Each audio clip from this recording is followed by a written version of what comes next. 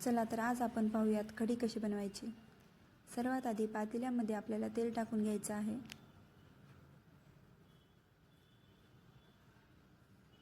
तेल गरम झालं की त्यामध्ये मोहरी आणि जिरे टाकायचे।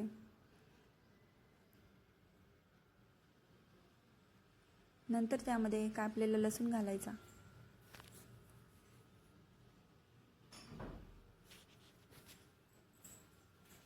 लसूण लाल झाला की त्यामध्ये बारीक कापलेल्या मिरच्या आणि कढीपत्ता टाकायचा।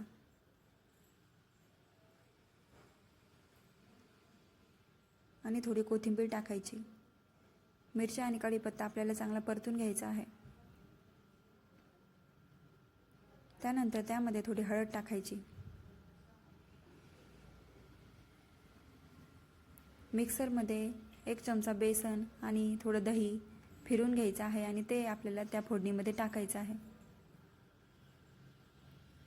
नंतर त्यामध्ये आपण थोडं पाणी घालायचं।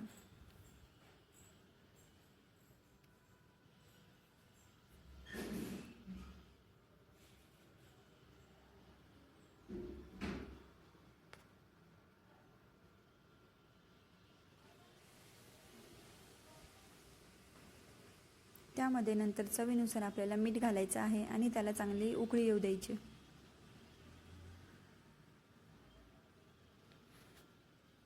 अशा सोप्या पद्धतीनं टेस्टी अशी कढी लगेच तयार होते।